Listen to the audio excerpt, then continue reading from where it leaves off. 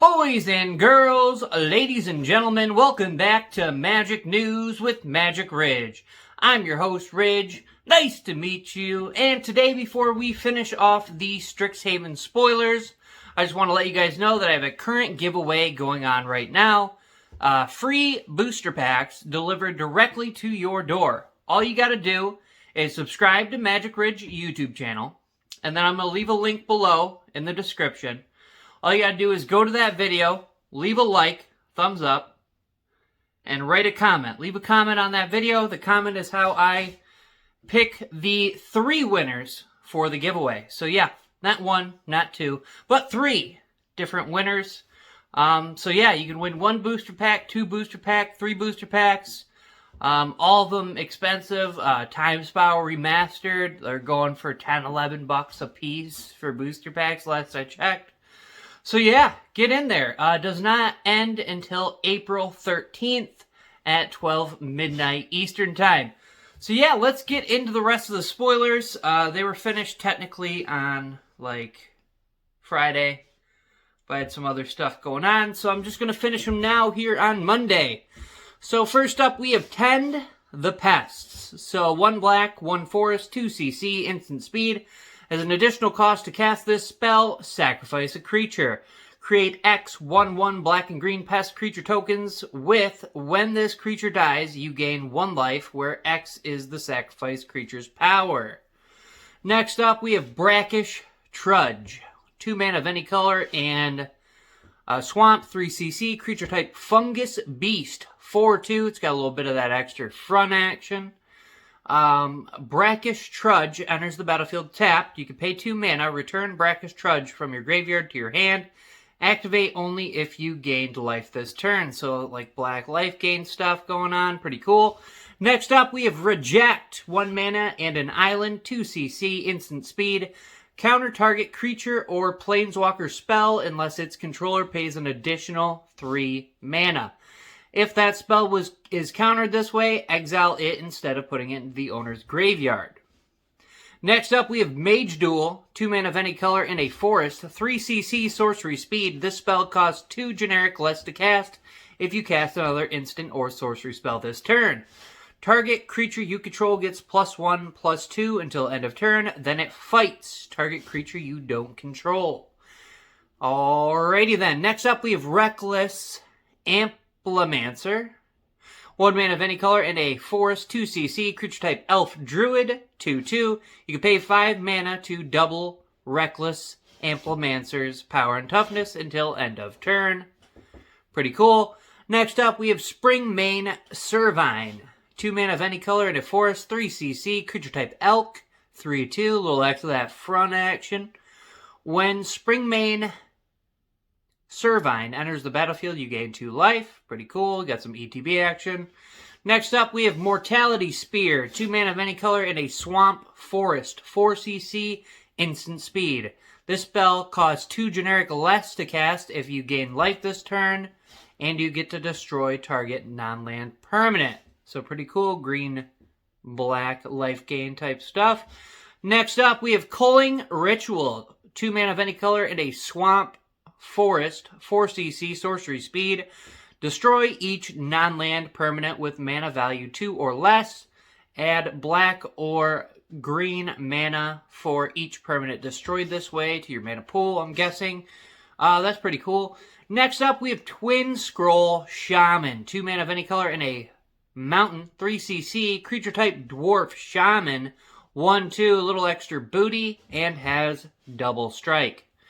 Next up, we have Tangle Trap. 1 mana of any color and a forest, 2 CC, instant speed. You can choose 1. So, Tangle Trap deals 5 damage to target creature with flying, or you can destroy target artifact. Next up, we have Mage Hunter's Onslaught. 2 mana of any color and Swamp, 4 CC, sorcery speed. Destroy target creature or planeswalker.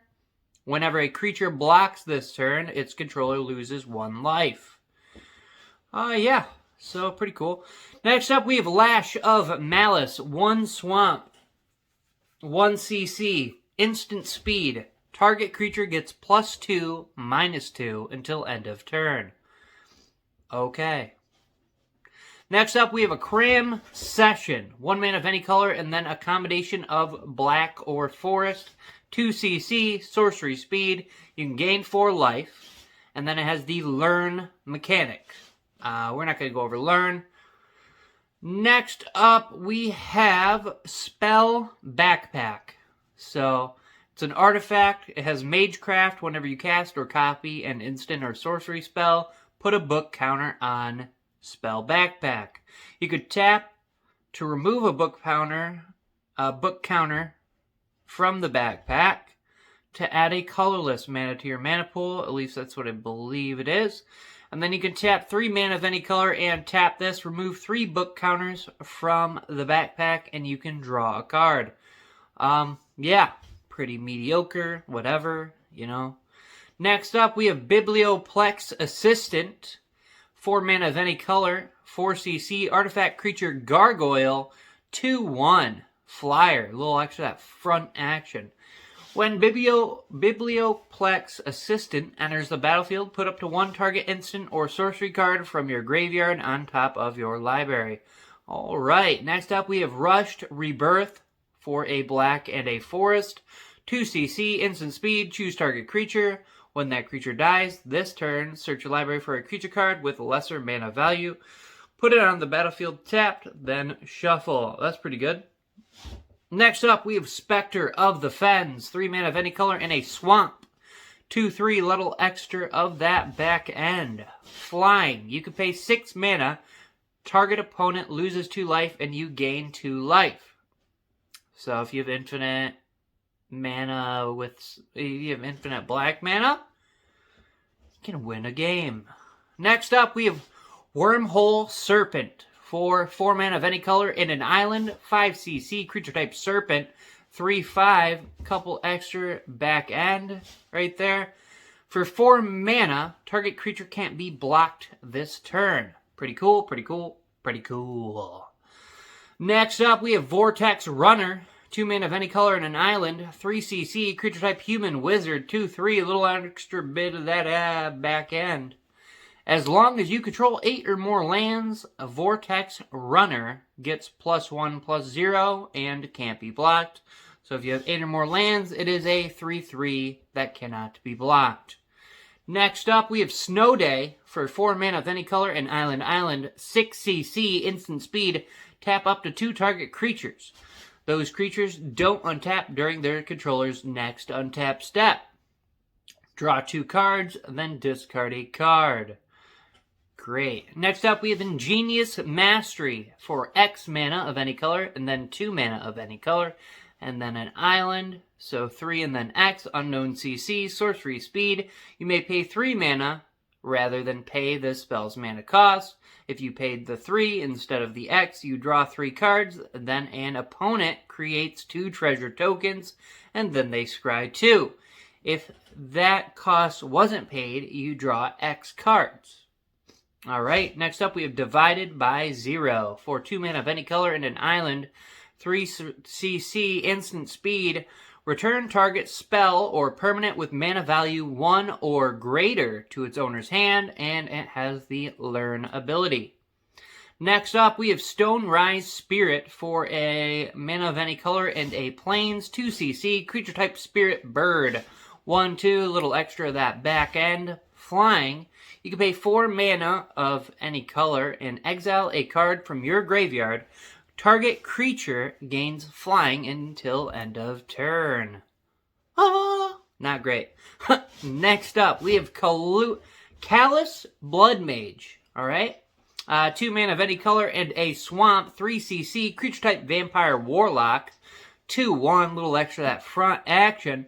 When it enters the battlefield, you get to choose one. So you can either create a 1/1 black and green pest creature token with, when this creature dies, you gain 1 life.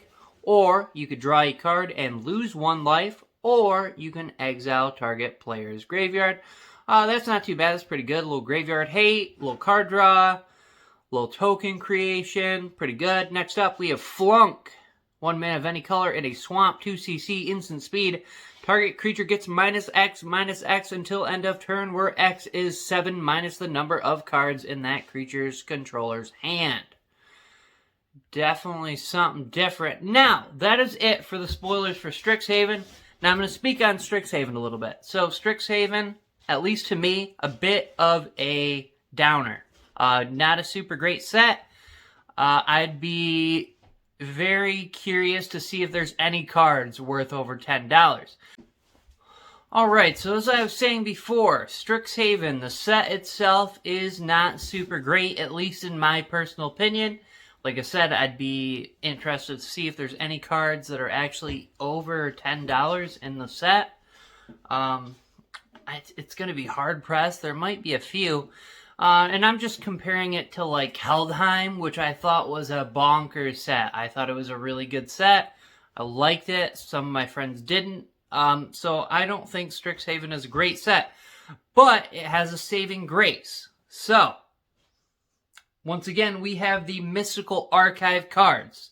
So there's an extra 63 cards that's kind of part of the set that isn't standard legal. That's the saving grace of the set. It's got really good playable cards, Demonic Tutor. So all the older types of gameplay, modern, Commander, Legacy, all that stuff. People are gonna enjoy this set because of those cards.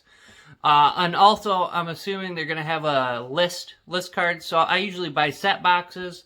I was gonna buy 2, but the set wasn't super great, so I'm only gonna buy 1. So I'm gonna buy 1 set box. We will have a giveaway for the set. Yeah, so like I said, it's not a super great set. There are some good cards in it. I mean, there's a new tutor for instant and sorcery spells. That's like an uncommon or something for 3 mana in blue.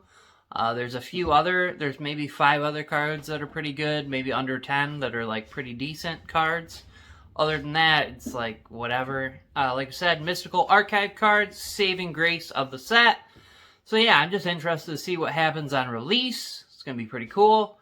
So yeah, like I said, I'm not hating on it. I mean, every set can't be a banger, you know what I'm saying? I mean, it's got to be played in standard, you know what I mean? You don't want to break standard, etc., modern, whatever. Magic's the Gathering Arena, whatever types of playing styles you have there. So I'm just saying there's not anything super broken that I noticed in the set. There's definitely some hits, though. There's definitely some hits, probably like 10 or so. But like I said, I don't think it was as good as, say, Kaldheim, but personal opinion. But like I said, the extra 63 cards that's part of the set, sort of, is the saving grace. So yeah, if you like this video, smash that thumbs up. Definitely more videos to come. I believe the next set is Modern Horizons 2, which I'm definitely buying a box of that. I have a whole bunch of store credits saved up specifically for that. So hopefully it's not too much over $200. We'll see. $250 with shipping, because that's what the Time Spell Remastered was at. I could see it maybe being $300. We'll see. I'm a little worried about that set. But we're going to buy a box of that as well. Do a giveaway with that. So yeah, subscribe if you're a fan. And yeah, check out Commander Wars if you get a chance. Me and my friends have a YouTube channel, and we shoot Commander gameplay, basically. Elder Dragon Highlander. We do some other stuff, Pack Wars, etc. We might do some vlogging at some point if anything opens up, if we're allowed to go play like midnight pre-releases and things like that. So we might put some vlog type stuff with that on there. Who knows? I mean, you never know. Could be sky's the limit, you know what I mean? So yeah, I hope you have a wonderful day, wonderful evening, wonderful afternoon. And yeah, I'll catch y'all later. Maybe a deck tech will be next. I probably got some deck techs in the works. We do have a cool, interesting segment to Commander Wars. We've kind of come up with our own creation of something that's cool, that's going to be like our trademark of the channel, kind of. And I'm building a deck for that as we speak right now. I guess I could throw the commander out there. It's going to be King Makar, the Gold Cursed. That is what I'm building currently for this thing. We have actually recorded some videos.